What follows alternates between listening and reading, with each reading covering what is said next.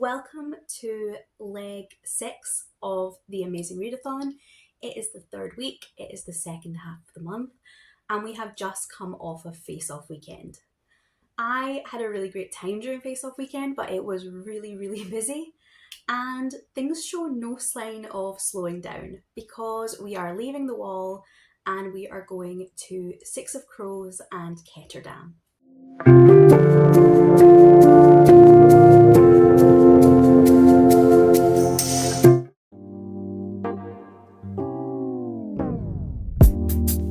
Ketterdam is the city for the prompt to read a book set in a large city, and this is one that, in my guesses, I kind of knew this wasn't going to be the answer. I picked Ankh-Morpork, which is the big city from Terry Pratchett's Discworld series. Discworld is my personal favourite book series ever, and I would have really loved for it to come up, but I also am aware that it is nowhere near a popular enough series for there to be any kind of name recognition there. So I had then considered that maybe we might go to King's Landing from Game of Thrones, but when The Wall came up in the last leg, obviously that kind of made it unlikely. Unfortunately, this could not have come at a worse time for me. The book that I planned to read for a large city was Bloom by N.R. Walker, but I actually ended up reading that during, I think, leg 2 as a sightseeing prompt, and I had to find something new to fill this one with.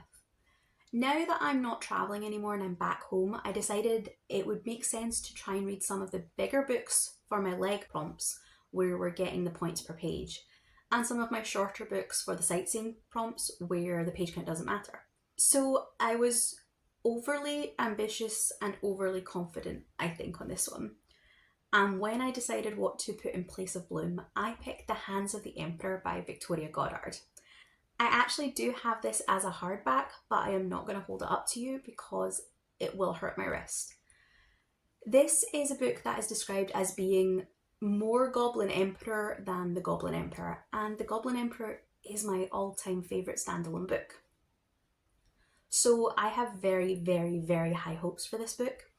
However, it is about 1,200 pages, and I had really hoped I would be able to make a dent in it during Face Off Weekend so that whenever it popped up in the next fortnight, I wouldn't have that entire book to read. However, I didn't manage that. I didn't get any of it read during Face Off Weekend. And then so I hoped we might get one of the legs that I had a shorter book for so I could kind of stealth read some of it and again not have to try and fit it all in. So of course, because the way this readathon works, what you want to happen is exactly what won't happen. I still think I can read it, but I do think I will fall behind on the leg. I'm hoping that I can catch up in the next leg. I've been hoarding my double up your page count card for this one. I just hope that in the next couple of days I can really knuckle down and get through it.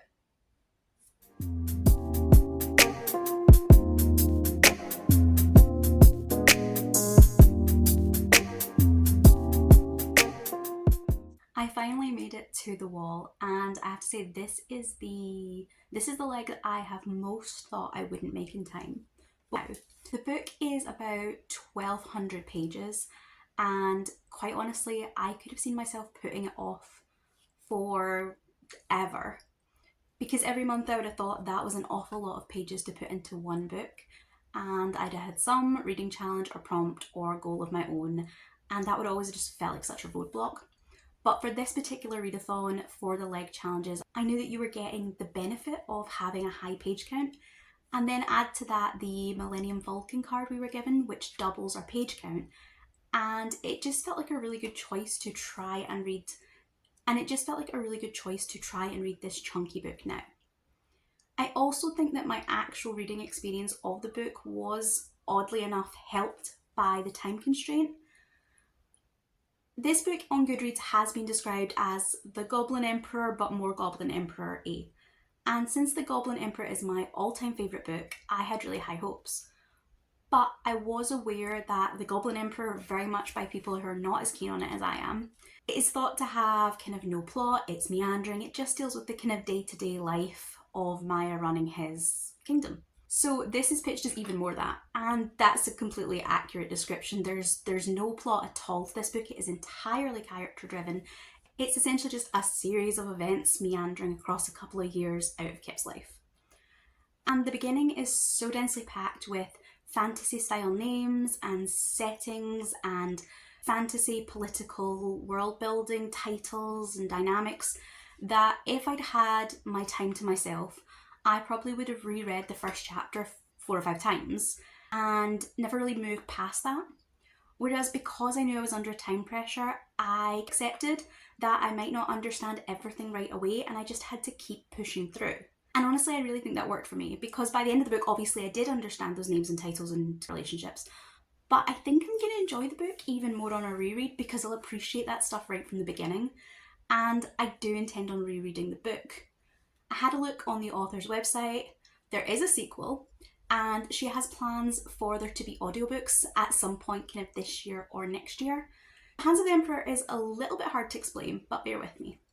Essentially, we enter this high fantasy world in the aftermath of an apocalyptic cataclysm that has completely downed the entire world. There has been the destruction of cities, there has been a loss of social kind of like cohesion, there has been natural disasters occurring, and this is called the Fall. Not long before our story picks up, the Emperor awakens, and he has the magic to bring all this stuff back under control. He is literally a god king on earth. His radiancy, the sun on earth. His magic controls the equivalent of electricity. He powers the lights, he powers the trains. He's able to keep the tsunamis and the storms from disrupting the sea, from erupting volcanoes. He's also not entirely happy with his position. And here's where we meet our main character, Cleophar. Cleophar is the personal secretary to His Radiancy, the sun on earth. And he has come from a relatively backwater archipelago of islands on the outskirts of this planet. His people are kind of seen as being exotic. Some of the people at court call them primitive or barbarian. And he has rose his way up the ranks gradually to be not only the personal secretary of the emperor, but he's very basically, I want to say he's like the prime minister of this world. He deals with all the actual admin, he deals with the lawmaking, he deals with the councils, and he leaves the magic and I guess rubber stamping of things to the emperor. However, his family back home don't know any of this and they think of him just as Kip, who has a decent-ish job but really should have stayed home, and he's a bit of a disappointment or a kind of underwhelming figure. At the start of the book, Kip suggests to the emperor that they all take a little holiday to one of the islands near his home, and they do, with some of their most loyal guards. In this period in the book, it's the very first couple of chapters, the guards and the emperor and Kip all start to get to know one another as people, and the emperor decides that he would one day like to retire. The rest of the book is essentially Arturin and Kip making this happen. Arturin finds out that he is going to have to go on a magical quest for several months to find an heir, and so Kip is gradually being groomed to take on more and more power of the emperor so that when the emperor is away, he can step into the role. The book basically splits itself between two main conundrums. One is Kip trying to push through his political goals as he develops more and more power. He wants to establish a universal basic income. He wants to develop less of a monarchy and more of a democratic system. He wants to bring in things that will benefit both the outer kind of countries and the poorest levels of society. And he's constantly going up against the aristocrats and the princes that obviously don't want that to happen. Tied to that is what I would say is the biggest conflict in the book, and that is Kip's being torn between the statesman he has given up almost everything to become and the culture that he's almost had to leave behind. Yes, he's built a family of his own at court, but he still feels so indebted to his family at home. And he loves them dearly, but they don't understand him and he doesn't really understand them. He's facing the kind of conflict between, does he assimilate into the court or does he hold true to his own culture's traditions? And that duality is really what drives most of his thoughts, most of his conflicts throughout the book. Yes, it's very, very slow paced, and the book itself is massive. I am under no delusions that this book is for everyone. I think it's going to be a really, really small subset of people that enjoy it. But I was utterly hooked, and although this leg did last longer than I thought it would, I'm still just really impressed that I got through this book in a single leg of this race. It's the kind of book I think you could go back to time and time again and get more and more out of it. I'm really excited to read the sequel. So although this was a little bit stressful for me and it was definitely not the smart choice in a readathon like this, I gave myself way too much pressure. I had a great outcome and I'm happy that I've read it.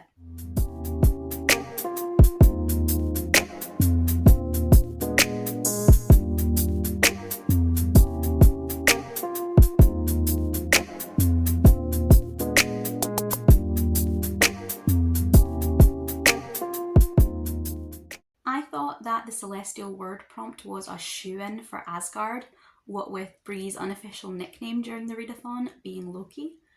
But as a Percy Jackson fan, I am personally really stoked to be going to Camp Halfblood instead. Technically, for our Camp Halfblood prompt, we have to read a book with a Celestial Word in the title. I've decided to use one of my power-up cards on this one and to switch the prompt for something different. After reading The Hands of the Emperor, I was just really needing something light, something easy. I have a book on my TBR that originally I had pegged as my romance book, but I think romance will be a much easier prompt to refill, so I'm going to move that one forward and use it right now. This is a book that I have been excited to read all month because it so perfectly fits this readathon and I just knew I had to get to it. The book is Winging It With You by Chip Pons, and is essentially the amazing race around the world, whatever you call the TV show, in a fake dating male-male romance. Our main character Asher gets dumped by his long-term partner right as they are checking into the airport. To make things worse, they are just about to fly off for their first meeting of the show that they are to be contestants in, The Epic Trek. Now, Asher's boyfriend is a bit useless, so he's not so sad to see him go. The real problem is that he needs a partner to take part in this competition.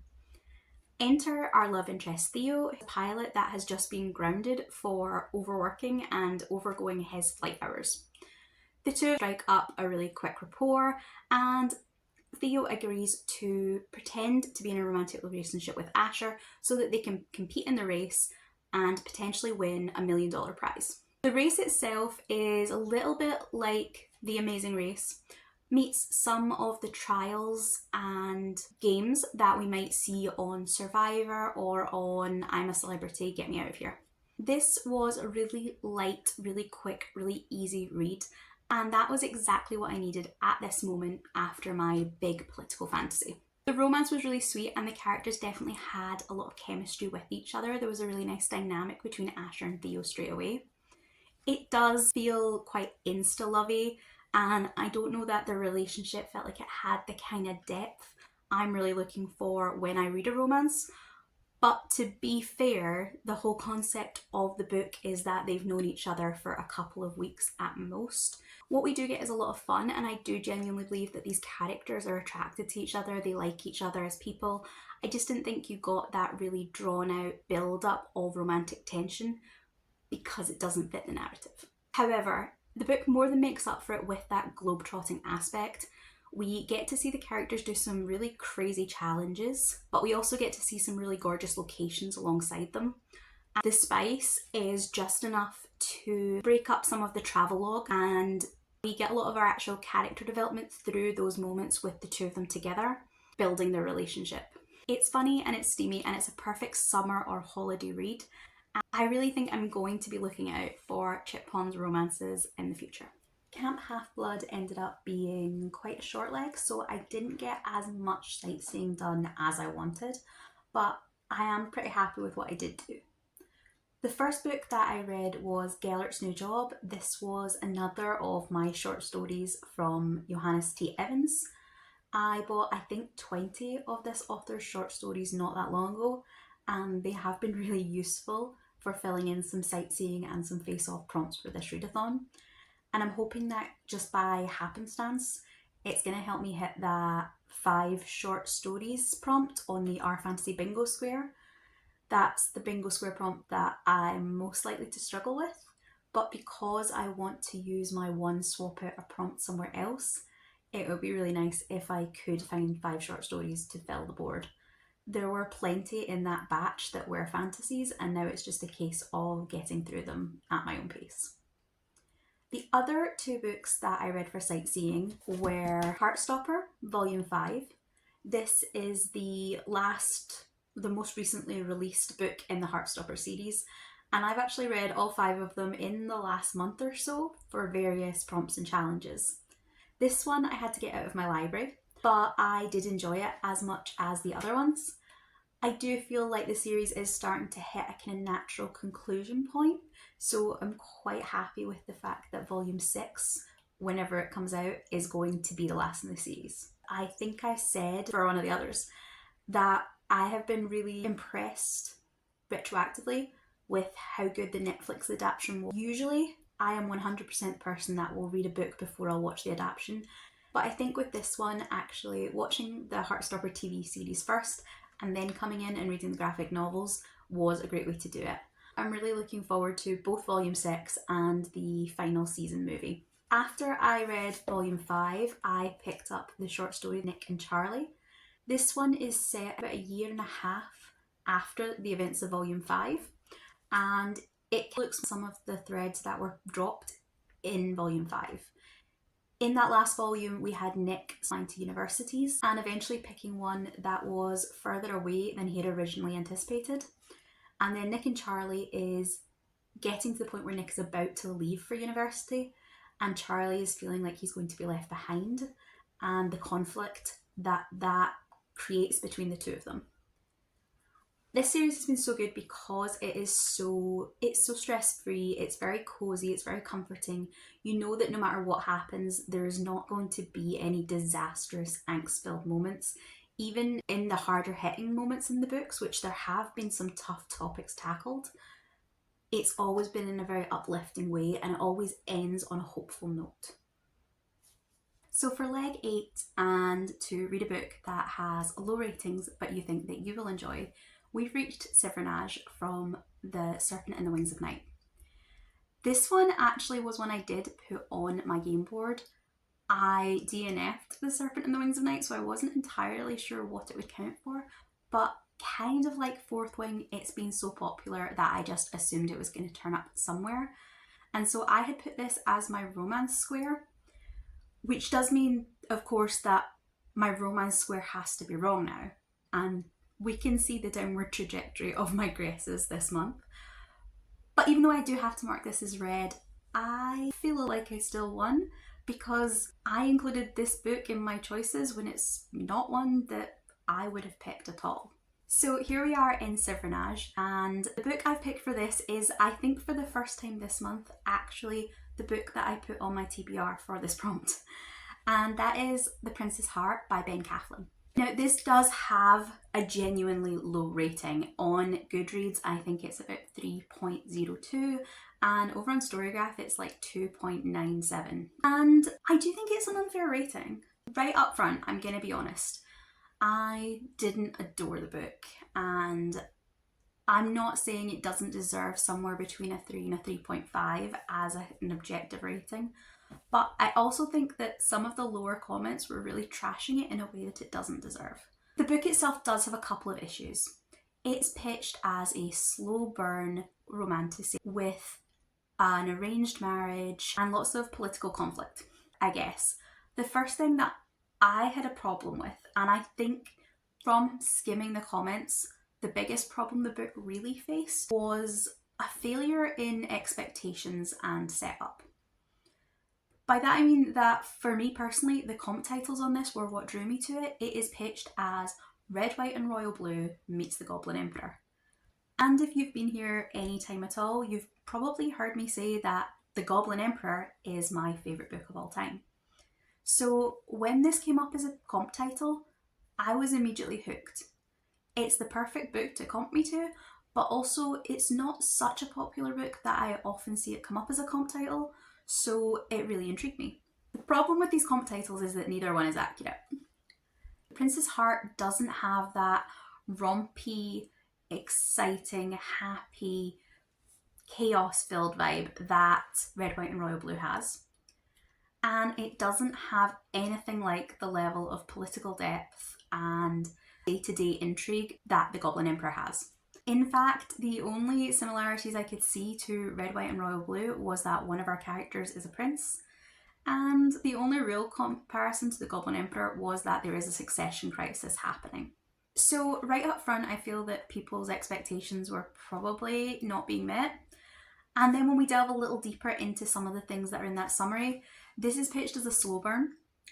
Our main character and the love interest meet by about the 9% mark, and immediately he clocks that this is the most attractive man he's ever met.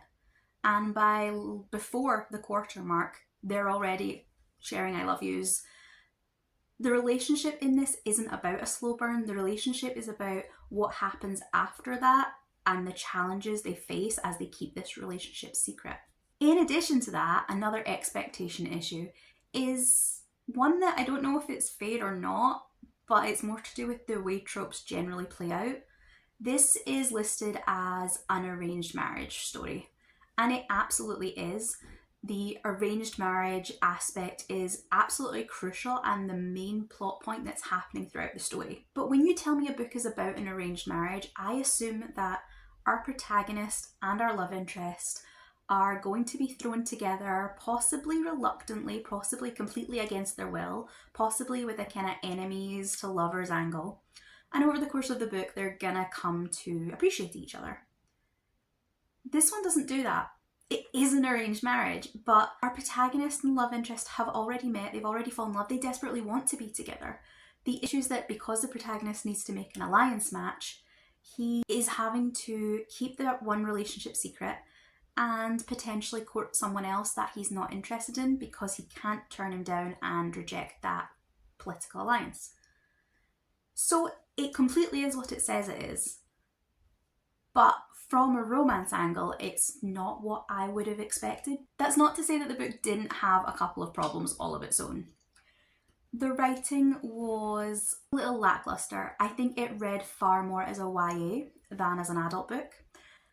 And honestly, that might work for some people because this would be a great book if you are either trying to move from YA fantasy into adult fantasy, or if you are wanting to dip your toe into a political fantasy but aren't quite ready to spend 3 chapters in an administrative meeting the way you would if you read The Goblin Emperor, or as I read earlier in this month, The Hands of the Emperor. Similarly, one of my issues with the writing was that this book has just been, it's too short. It's been written too short, or it's been edited to be too short.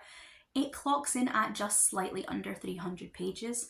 And when you tell me a book is an adult political fantasy, I wouldn't bat an eyelid at a book that clocked in somewhere in the 400 to 550 mark. Adult political fantasies should be deep, they should be rich, they should be full of nuance and conflict and complexity. And I just don't think it was ever reasonable that that was going to happen in less than 300 pages. We could have spent more time getting to know our protagonist, Prince Darian, and his siblings, the court setup, the political environment before we meet the love interest tag. We could have spent longer with their will they, won't they, are they attracted to each other, aren't they attracted to each other? We could have spent longer in the they are attracted to each other, but they're keeping it a secret because of political pressure. We could have spent longer getting to know the romantic rivals. We could have just fleshed everything out. There were quite a lot of scenes where Darian would describe a series of dates he'd been on or a series of conversations he's had, very much in a retroactive after the fact way where we could have seen those scenes play out and it would have allowed us more depth in the world, more lush description, and more of a chance to really flesh out those characters and their relationships through seeing the action happen rather than things being summarised. Now, I don't want to slate this book, and I don't think the rating it has is massively undeserved, but I also don't think it does deserve to be as low as it is. It'll be great for someone who's wanting to dip their toe in and get those vibes without having to commit to something that they might find a little boring or a little dense. Whoever was in charge of the marketing for this book let it down. It was never going to be a 5-star for me, but I think without the expectations that were set in the comp titles and the summary, it would maybe have been something I might have rated a high 3 rather than a low 3. And I think a lot of other people might have done the same. All that aside, it was a quick read, and I am now going to get to do some sightseeing in Sivrinaj. I'm going to end the vlog here, and I will let you know what sightseeing I get up to and what happens in the final 2 legs in my next vlog. Thank you so much for watching, and I would massively appreciate if you could leave a like on this video. I'll see you next time. Goodbye.